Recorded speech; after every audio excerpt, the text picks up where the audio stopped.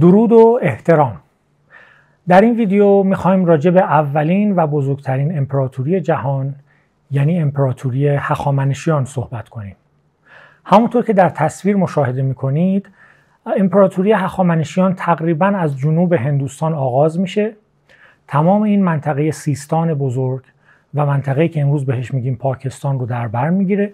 از اون طرف خراسان بزرگ، تمام منطقه خراسان و منطقه‌ای که امروز به عنوان افغانستان میشناسیم در بر میگیره که قلب این منطقه هرات هست.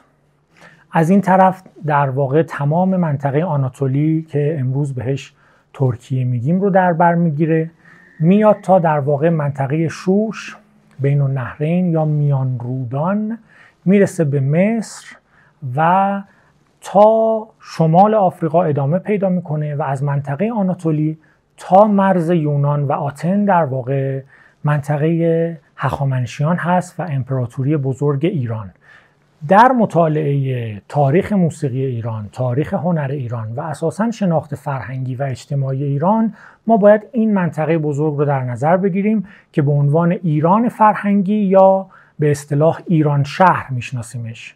باید در نظر داشته باشیم اگرچه که امروز ایران عزیز ما این گربه پرشین اصیل هست، اما برای شناخت فرهنگی و تأثیرات فرهنگی ایران باید این منطقه بزرگ رو در نظر بگیریم و این منطقه نه برای 1 سال و 2 سال و چند سال کوتاه بلکه برای صدها و حتی هزارها تحت تأثیر فرهنگ و اندیشه ایرانی بوده. حکومت مادها از 800 پیش از میلاد آغاز میشه. به موازاتش تقریبا از 700 پیش از میلاد در منطقه پارس، استان پارس یا به زبان خود هخامنشی ها ساتراپ پارس، یک حکومت محلی تأسیس میشه که در واقع بنیانگذار این حکومت فردی است به نام هخامنش. بعدها در 550 پیش از میلاد کوروش کبیر، کوروش هخامنشی، کوروش بزرگ موفق میشه آستیاک آخرین پادشاه مادها رو شکست بده و امپراتوری هخامنشیان رو آغاز کنه. موسیقی هخامنشیان به 3 دسته تقسیم میشه.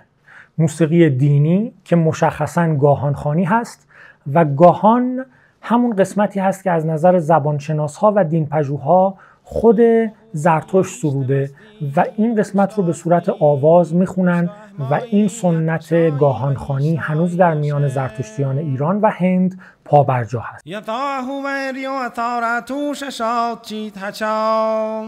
ون که اوش دزدام ننگ ها شیاون تننا من که اوش مزدایی شترم چه هورایی یم درگو بیو دادت واستارم اشم وحو وحیشت مستی اوشتا استیم اوشتا احمایی یت اشایی وحیشتایی اشم. موسیقی رزمی که مشخصاً برای جنگ، برای حماسه، برای پهلوانی و جوانمردی نواخته می شده که باقی مانده های این موسیقی رو امروز در فرهنگ زورخانه ایران هنوز میتونیم ببینیم.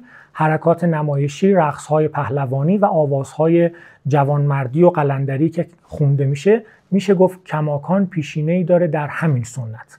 و موسیقی بزمی که خیلی اطلاعات کمی ازش داریم اما در اشعار نظامی گنجوی مخصوصا در داستان خسرو و شیرین میتونیم باقی مانده هایی از این بزم‌ها و توصیفاتی که نظامی از این بزم‌های ساسانی البته و یه مقداری هم شاید بشه به هخامنشی ها اشاره کرد جستجو کنیم.